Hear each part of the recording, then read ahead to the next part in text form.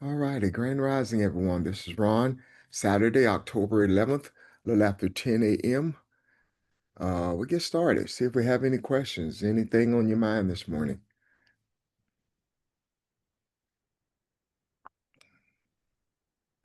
Anyone, questions or comments? Comments?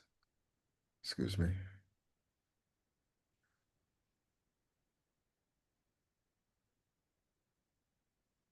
Okay. To have nothing, there's something I saw here. Let's look at Esther for a minute. I saw something in here that I thought was really interesting. It was let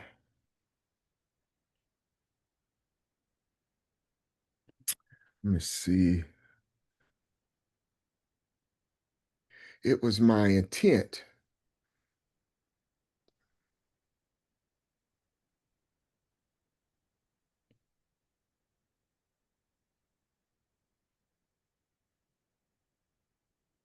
Okay, it was my intent to look at this in the fourth chapter, right? And I saw something I was going to pick up in verse 13, uh, because I see Mordecai, who is her, he raised her as his own daughter, but it's, really her uncle. Uh, but I see them as being one and the same. As for if you're looking at this as spiritual, two sides of a coin here, masculine and feminine energy, and how they bring balance to each other. That's what I wanted to discuss. I was going to pick up in the 13th verse, and it says, Then Mordecai told them, Ron, before you start, what chapter are you in Esther? chapter 4, I'm sorry, That's okay. chapter 4, and I was going to pick up in the 13th verse, but I'm going to back up from this. I'm going to read this to you, and then I'm going to back up and go look at something else, okay? If that's okay. Make sure you guys are with me though, because this is where I want to get to eventually. Esther chapter 4, verse 13. Then Mordecai told them to reply to Esther, Do not imagine that you are the king in the king's palace can escape any more than all of the Jews. For if you remain silent at this time, relief and deliverance will arise for the Jews from another place, and you and your father's house will perish. And who knows whether you have not obtained royalty for this for such a time as this. So that is what I want to go into, uh, looking at that part and kind of dissecting that a little bit. However,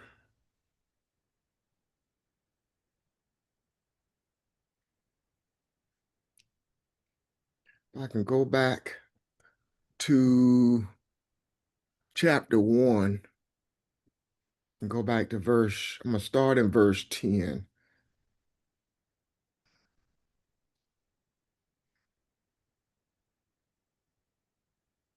Now, in Esther, the Jews have been the Hebrews rather, and I want to talk about them calling themselves Jews here because that was changed uh, later uh, in this book. But they're in captivity here, and Esther has been chosen as being one of the princesses to be in the king's house, and this is what is taking place. And Mordecai has uh, heard that there is a plot to eliminate all the Jews, and he's getting Esther to help with this and get word to the king to do something about it. And that was the back and forth that's going on. But this is the part that I think I have missed all these years. Verse 10 say on the seventh day, excuse me, chapter 1 of Esther, I was going back looking at some of the background at this, and this kind of got my attention. Any questions so far what I read in chapter 4? I don't want to go too fast. Okay. On chapter 1 and verse 10 says, on the seventh day when the heart of the king was merry with wine. Okay, he's just ordered a feast. They've been having a party. So the king is very happy, and he asked that that the Queen Vesti, have she's also having a banquet in the queen's quarters for the women. So he asked her to come down and said, on the seventh day, when the heart of the king was merry with wine, he commanded Mehuman, Bistha, I'm going to butcher these words, okay?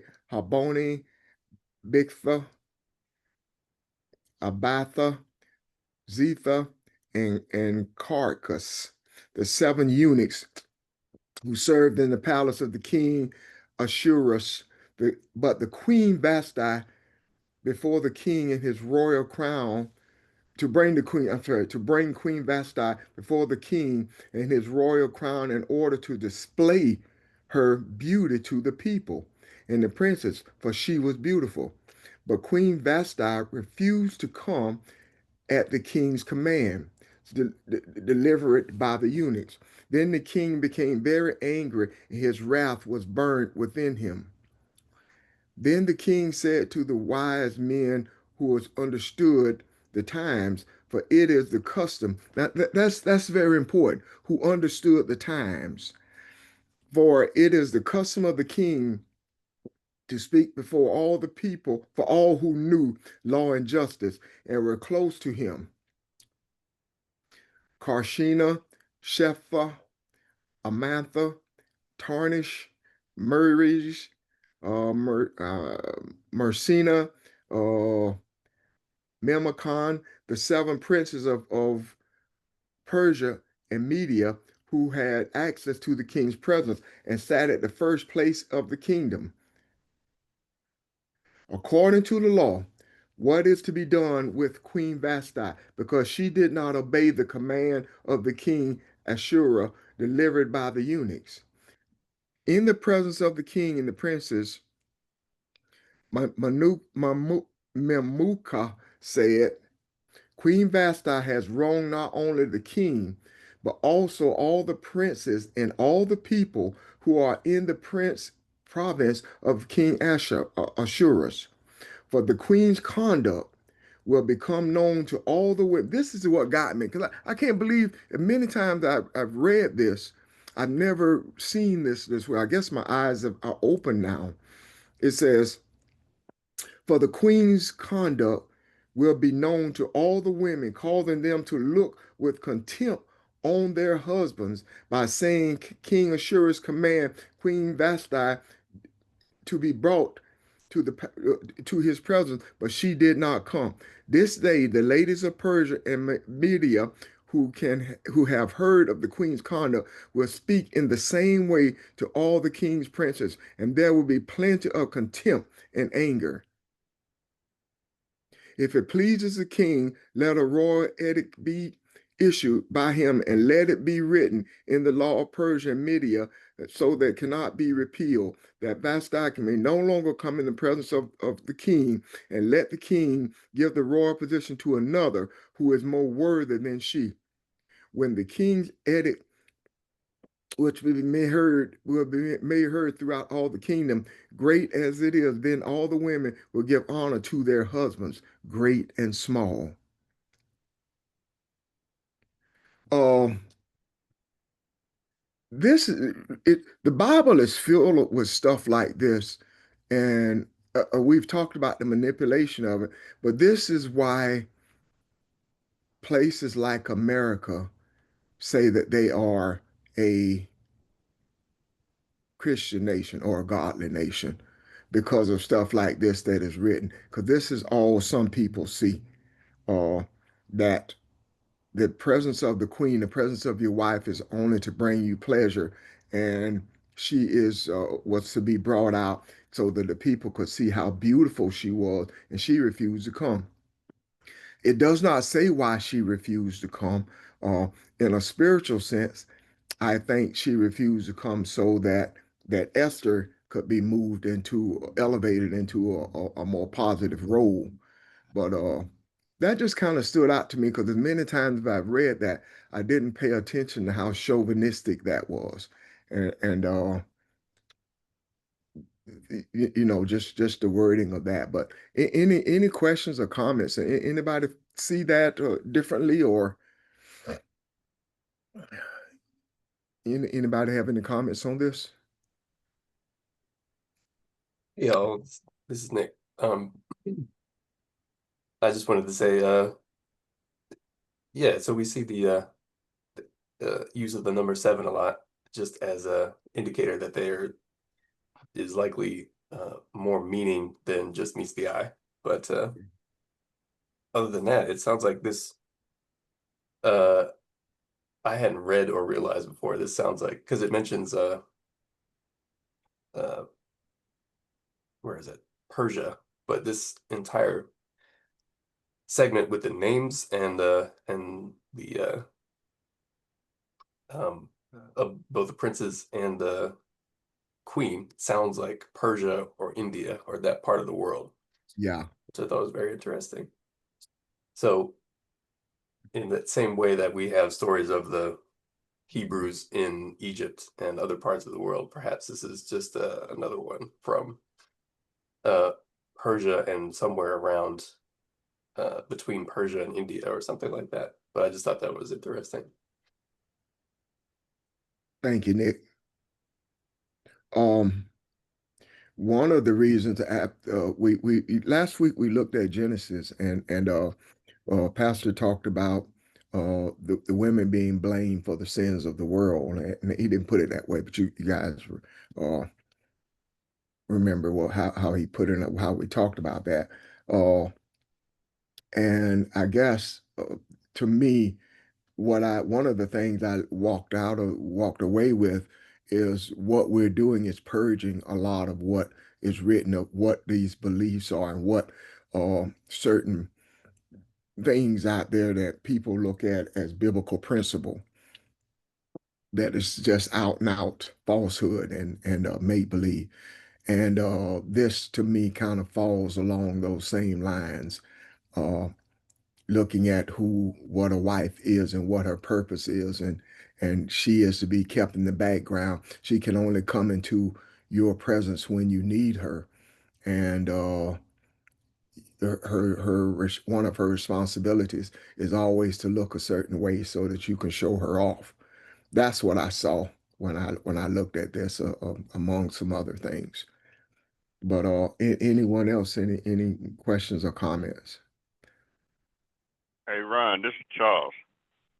I saw the same thing. Not only that, he was bragging on her.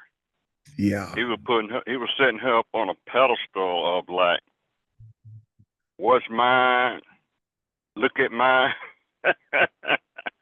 Uh, Look how beautiful she was. yeah. To, I mean, he was just building her up, and then when he sent for her, she didn't come. That pissed him off. Yeah, Real bad of being a man. but the pedestal was his, you know. He was setting her up on his pedestal. Uh, this is what I have obtained. This is what I have, kind of thing. And that's what happened is she embarrassed him, and that it just kind of in a very strong sense, Charles, we look at these things, a lot has not changed human wise as far as our characters and our belief system and how we treat one another. We may have moved along with technology and a lot of things we understand now. Uh, uh, but the other thing this shows me, especially what I want to bring out with Esther and Mordecai is slavery without change in a mental place is just as strong. It's just as strong as anything because you think that have arrived. You think that you are free. You have you're allowed to wear certain garments. You're allowed to live in a certain place, and it looks as though this is what I've been wanting all the time because when I was in chains, that's all I saw is them living in fancy houses and wearing these kind of clothes. Now I have the opportunity to be that, but does that mean I'm free? So, looking at it from a spiritual perspective, the responsibility that brings along with it is what Mordecai was showing Esther. But this part just kind of jumped out at me when I was trying to do some background reading and take a look at this. Grand Rising, everybody. Vaughn, if I may, can I piggyback on what Charles said? Yes, ma'am, of course. In the beginning of the book, it talked about all that the king had. It described it in detail, as a matter of fact. It described the vastness of his riches. It described the vastness of his empire that he was, quote unquote, showing off. It described the beauty from their perspective of the ballroom area, the couches, the golden containers that they drank out of, one which was different from every other. And it seemed to be talking about all of his wealth, all that he owned. And it seemed then, as he talked about Vashti, because she was beautiful, it's like she's another object of ownership. And as Charles said, when she did something that was totally different from what he had expected, he was under the influence of spirits, wine, physically. And so, however, under whatever pretense he had fallen in love with her and married her, changed under the influence of the spirits he was under, the wine he was under, and those who surrounded him, so that he got the big head. He could only think of, okay, I want my queen to come. I want to show her off. You know, she's another object of all of this that I own and control and beauty. And so, listening to his princes of the surrounding realms, because he talked about, I think, 127 provinces he ruled, which is what, 10 or 1 anyway. Of all of those provinces, he listened to them when he was under the, and a thing that keeps jumping out of me is that things seemingly, because you don't hear about it before, seemingly were a little different when he was under the influence of this wine. Things went to his head. So even the information that these guys shared with him went to his head. Wait a minute, King. She not only insulted you, but oh, King, because she insulted you, she insulted us too. And so it's like a lot of what we see today, ascribing negativity to everybody because one person feels insulted. And so everybody of that particular ilk, of that particular ethnicity, of that particular race must have done us wrong too, because this one person did us wrong. And he listened to them. And part of what they're saying is, okay, regardless of social position, doesn't matter if she's, because he invited everybody from all positions into this this banquet. Doesn't matter if they worked for him or if they were princes, whoever. But what he listened to them say is, regardless of their social position, these women will show proper respect to their husbands when you do what you need to do and put somebody as queen who knows her place. So it's like all of you have been saying, that society it's a picture of society according the feminine in a certain position, and when that feminine energy does not act the way that we assumed that she would be acting because, again, she's ours. She's mine. She's my property. I tell her what to do. I tell her I give her money. I'm responsible for her harem. I'm responsible for all that she has. And she chooses not to obey, quote unquote, obey me. And so again, when you combine spirit,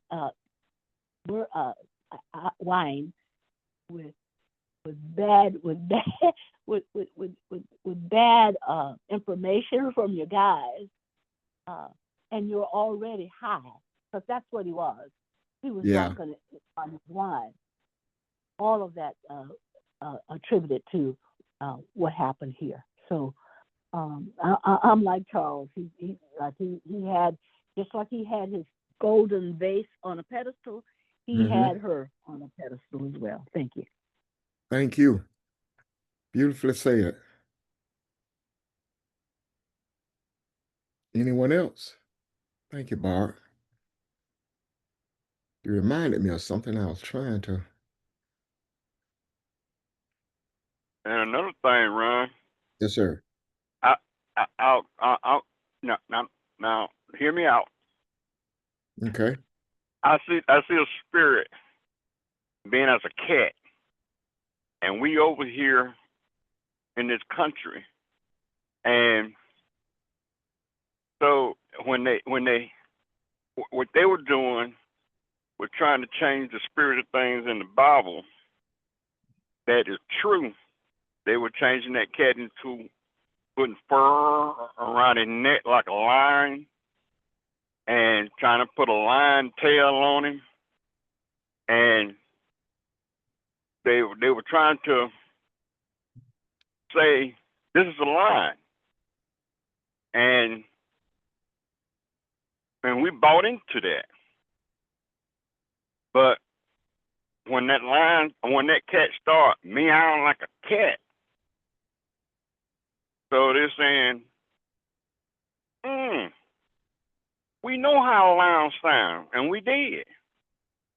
But we just bought into believing that was a lion instead of a cat.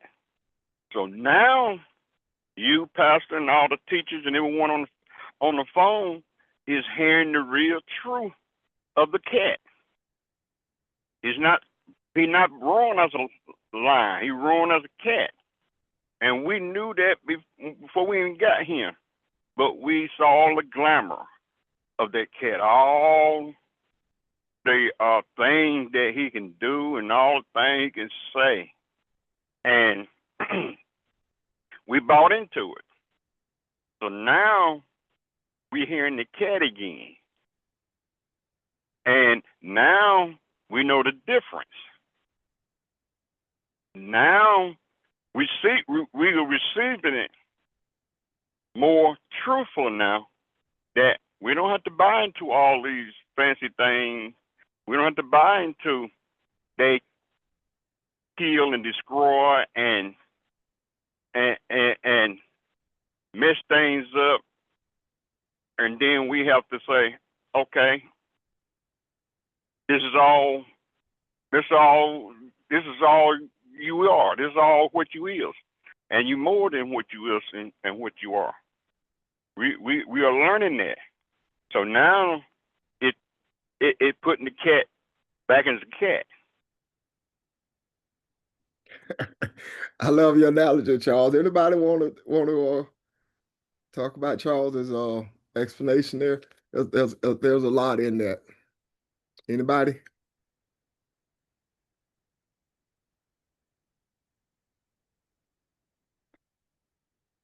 Nobody? What I heard him saying is that the king had put on the front for the people, and what really came out was his true personality.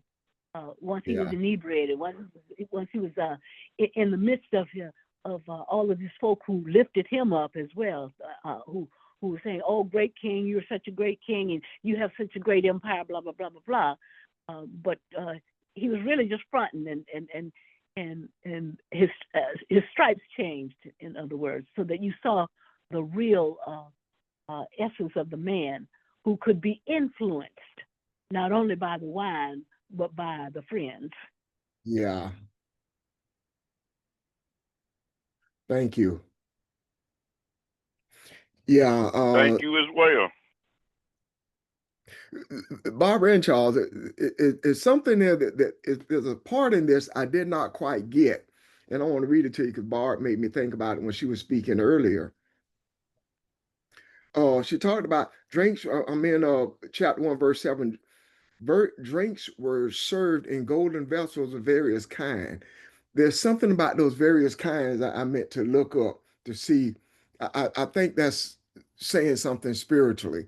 Uh, and the royal wine was plenty according to the king's bounty. The drinks were done according to the law, and there was no compulsion, for so the king had given order to each official in his household that he should do according to the desires of the person. I didn't quite get that. That's saying more than you can drink to your desire. It's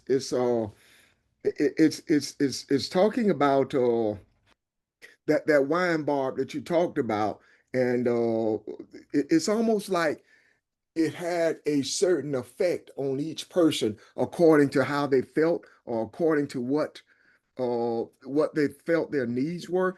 Does anybody see anything into that, or is it just me?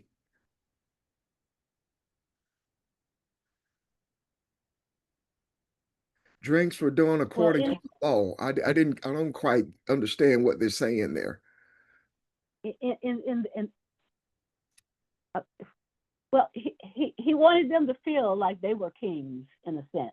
Okay. You know, but it was a false kind of sense, because it was done. You can have all you want to drink, as much as you want to drink, and they had servants at their elbows waiting to pour them every time they wanted something to drink.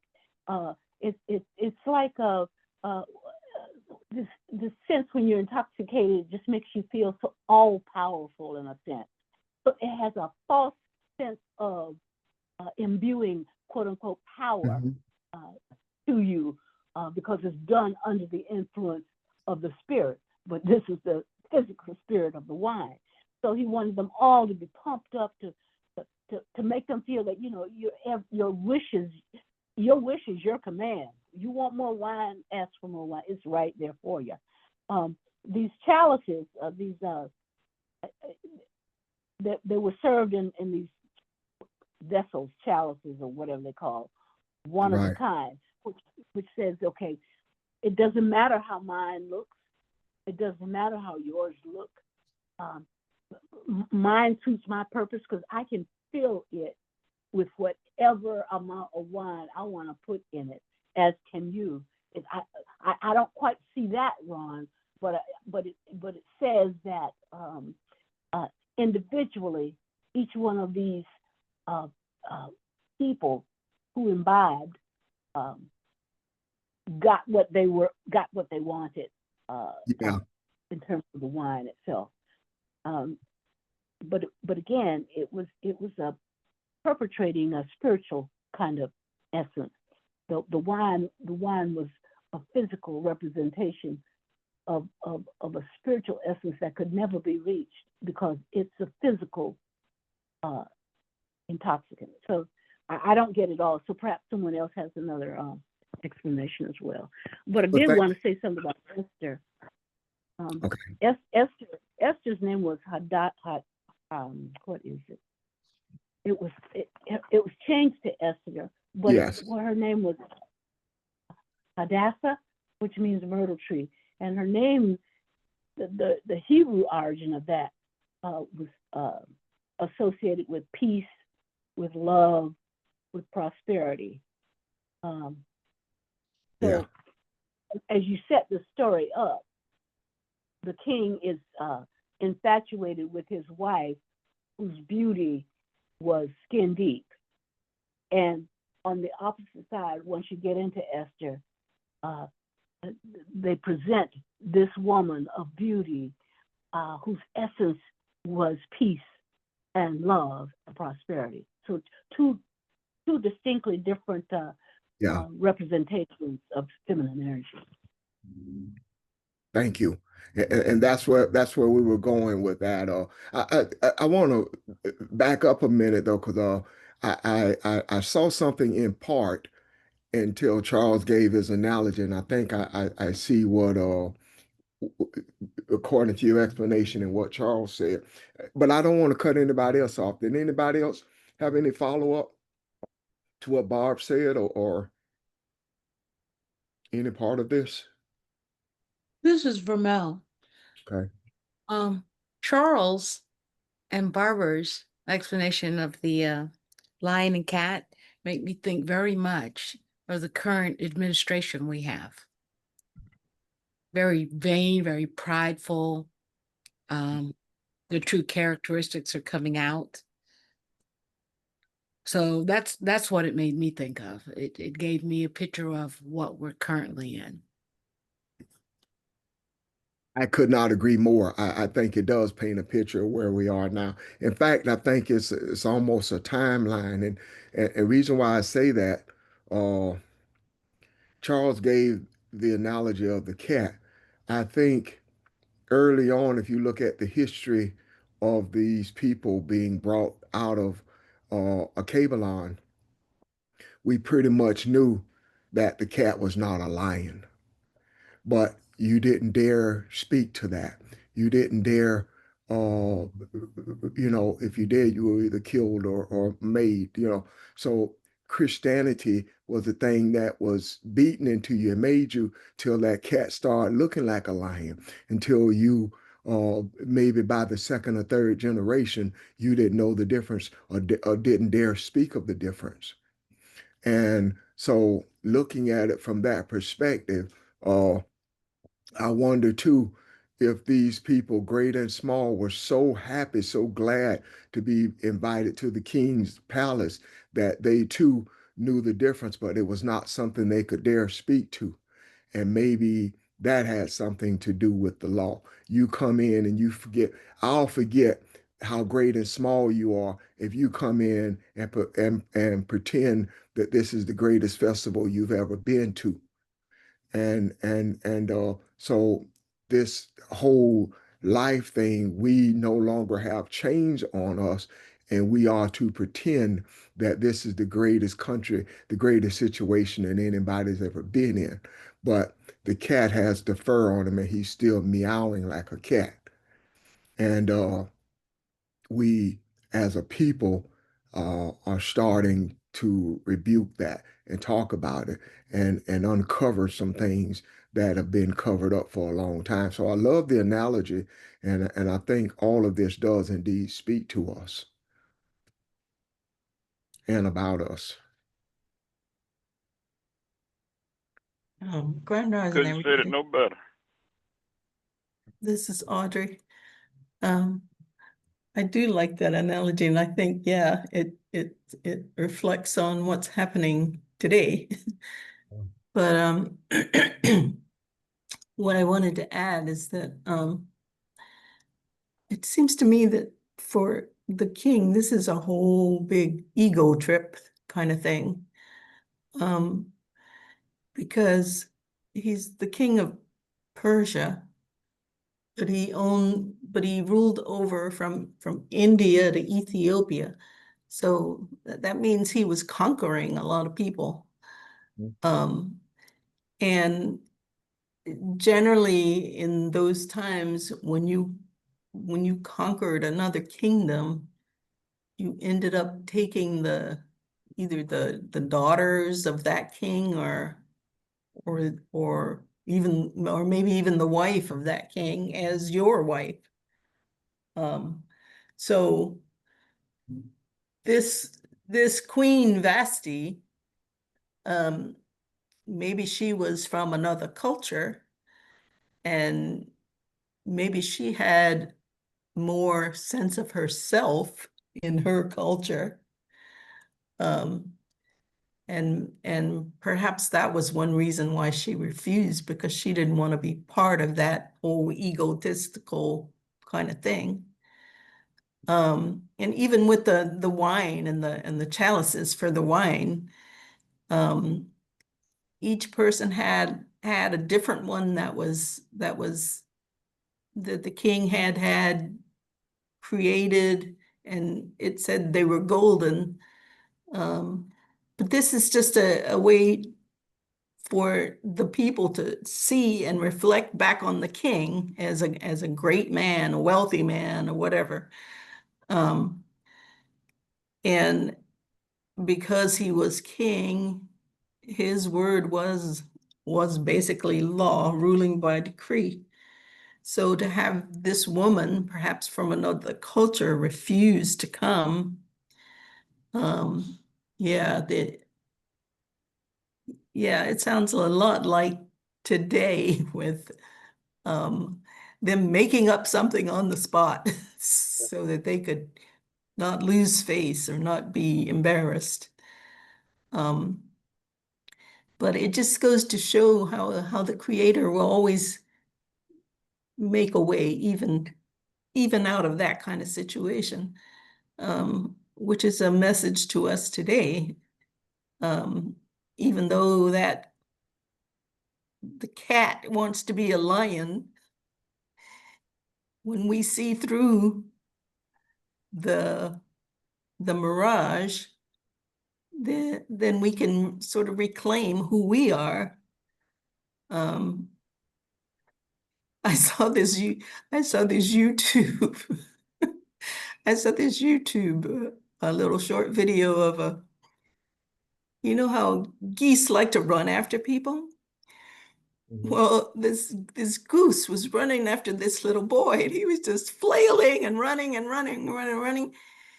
And when he realized he couldn't get away, he turned around and he grabbed the goose by the neck and dragged him back out of his yard. And the caption was, when you finally remember who you are. So I thought that was really applicable to us today. That's a is good one. remembering who you are. I mean, maybe Queen Vashti remembered who she was, and she wasn't about to take part of that egotistical trip he had planned for himself. But the Creator can still work through any of that, in terms of what happened with Esther. And it's just an allegory to let us know that when Esther knew who she was in that situation, perhaps Queen Vashti knew who she was in that situation. So, and it was a moment for the Creator to use it to do what needed to be done. So it's a message for us not to look at the cat and see a lion, but to see the cat and also to know who we are in the moment. Thanks. Very well said. Thank you. Anyone else? Any comments about that? Ron, this is Angela. I wanted to share something if I could. Of course. Yeah, this week I was at the call out and I was talking to one guy and I was ready to leave, so another guy came out and he was trying his hardest to sell me a car. So then he got on the subject about religion. He was telling me that we supposed to listen to the man. The man got the control. And so I was looking at him. I told him, I was shaking my head. I said, no, that's not true. I said, we equal. And then he said, like he shushed me. I said, no, we ain't no shushing going on. And he's like, I'm sorry. And then he went on about the woman, blaming the woman, the man listened to the woman and this and that, and how the woman's supposed to not to talk back to her husband or whoever. Wait a minute, Angela. This is a salesman trying to sell you a car? Is that what you said? Yes, he said he's a Muslim. This is another one. The first one I talked to, I left him, so he tried to come back out, and tried to undermine the other guy I was talking to and want to sell me a car. But yeah, he's a salesman. Wow. So I said, so you saying that a woman cannot have a woman supposed to just submit to her husband and not have and abandon her relationship with the Creator? And he said, yeah. I said, it don't work like that. I said, no, that they don't work like that. I said, because you need to learn to listen to the woman, the feminine energy. I said, we supposed to be one. And he was saying that to be feminine, that means that you are in the terms of homosexuality. And I said that has nothing to do with gender. That's the spiritual energy that's within. So he couldn't get me. He kept trying to get me, and I said no. So he ended up looking at me to my, oh, he said, I love you, sister, and smiling at me, because I wasn't gonna budge on what he was talking to, but that was just the mindset that he had. So, but it didn't turn into no argument. But I just was just laughing because I didn't agree with what he said, but I guess he saw that I didn't agree, so he finally went on. I'm just wondering how many cars has he sold. That's I don't crazy. know. But you know what you're touching on is the reason why we're having these discussions. As Charles put it, that fur has around the cat's neck has fooled a lot of people, and these things need to be some light shined on, some truth uh spoken to it. But you planted a seed, Angela. Yeah. Yeah. He's gonna ponder it. Hey, Ron, Yes, if ma'am. it came to a strong woman who knew who she is, if she knew who she is, he Mhm. probably sold none. But if it was somebody who didn't know who they were, he may have gotten a sale out of them. Yeah. Yeah. Because his tactics, that's crazy. I would never come out the mouth like that at somebody I'm trying to make a living.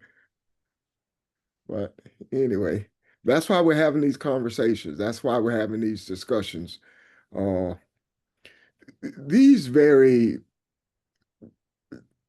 discussions that we have, uh, these words of enlightenment is part of the journey that we've undergone, and part of the responsibility, part of our transformation, part of us transforming the world, and part of us putting things out there in the macro and putting stuff positive in the universe.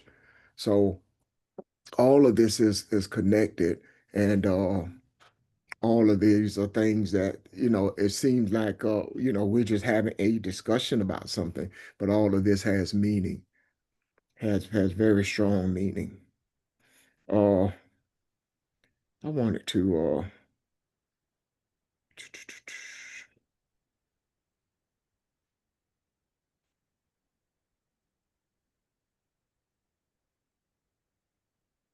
I'm gonna go to chapter 2 and read the first 4 verses, y'all. And this is to look at the king's love, and this is to look at what love to me looks like in America. Because to me, the king represents America.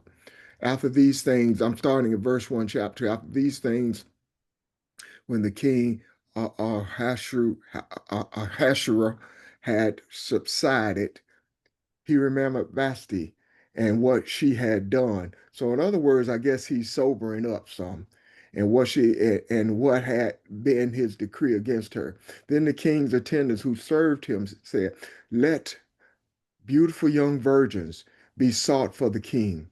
Let the king appoint overseers in all the provinces of his kingdom, that they may gather every beautiful young virgin to the citadel of Susa, to the harem, and to the custody of Hagi, the king's eunuch who is in charge of women, and let their cosmetics be given to them. Let the young ladies who pleases the king to be king in place of Vashti, and the matter pleased the king, and he did accordingly. That's what love looks like. As we have said, bring, bring all the little young cuties and let me take a look and pick out who I want. Give them all the best makeup, all the best whatever it is needed, and this is who I'm going to fall in love with. This is who's going to be my queen. So that to me speaks more than male and female relationship. It speaks of America to me in so many ways. You got to be bigger and better. I have the world that I can go anywhere in the world and take anything that I want. Especially countries as what you see being done in the Middle East or in Northern Africa, I like to call it, or what you're seeing being done with the Russia's invasion of their sister country. Who I can't think of the name right now, but you know what I'm talking about. Ukraine. Ukraine, yeah. All of this stuff, it's all based on greed, all based on arrogance. I can take what I want. It doesn't matter that it's yours. It doesn't matter that it does not belong to me. It doesn't matter that there's a price for it. I come and I take what I want. And this is no different. I think these words speak volumes to where we are right now in our quote unquote society.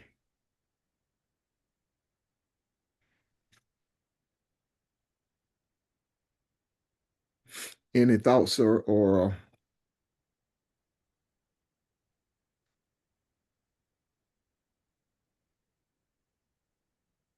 any thoughts or questions on that?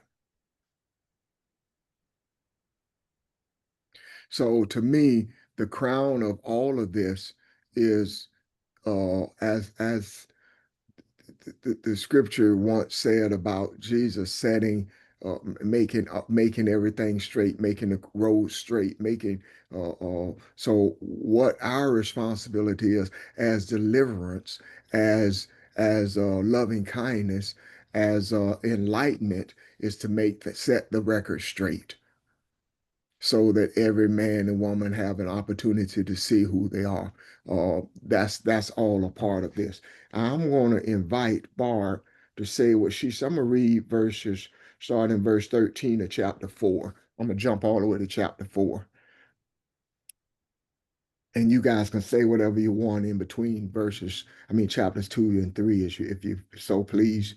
But I'm in chapter 4. Start at verse 13. Then Mordecai told them to reply to Esther, do not imagine that you are in the king's palace can escape any more than all the Jews.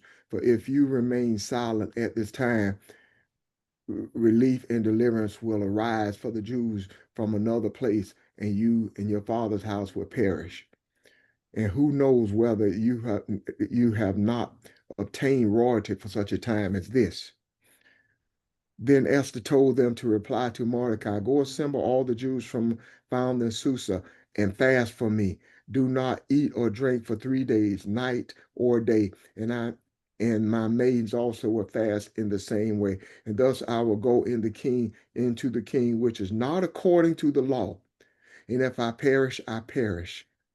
So Mordecai went away and did just as Esther had commanded him. Just as Esther, part of this to me, again, points to today is we think because we have been allowed to live a certain way, that is giving us permission, because that's what it is. It's sort of like the captor giving us permission to forget that we were once enslaved and to take on the identity of the cat who thinks that he's a lion. And what Mordecai is saying is do not forget who you are. In Esther, Frank, chapter 4. Okay, if you care to look at it. But do not forget who you are. Look at who you are. And no matter what you may have obtained, for one thing, what you have obtained was given to you because of your physical looks, not because it's something that and that you have earned, nor that it benefits your people. You are there only to please the king, but there is something that you can do. If you remember who you are, there is a greater purpose for you being there, although you don't see it. And this is where I'm saying the masculinity and femininity come together to bring each other balance. You have, God has put you there, but there is a purpose for you being there. So I'm going to open your eyes to this purpose for you being there. And Bob, if you don't mind, say what you said before because you tied this up beautifully before. Say what I said in relation to what now? Esther. Esther. When you talk, and what her name was? yeah, what her name was and Oh, okay. yeah. Her name is Hadassah. I don't know when it was changed to Esther. I haven't looked up what Esther means yet, but it's of Hebrew origin, meaning myrtle tree, and symbolically, the myrtle tree was it represented love, and it represented peace, it represented prosperity, and so if the name speaks of the essence of the individual, and that was her name, then spiritually she is connected to the things that are peaceful, things that are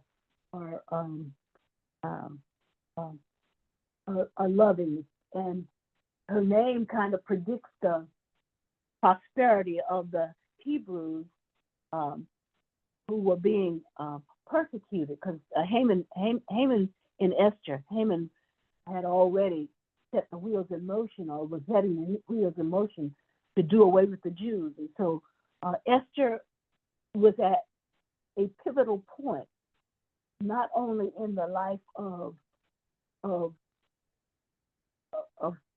where she was in the kingdom, but in the very lives of the future of the Jews back then.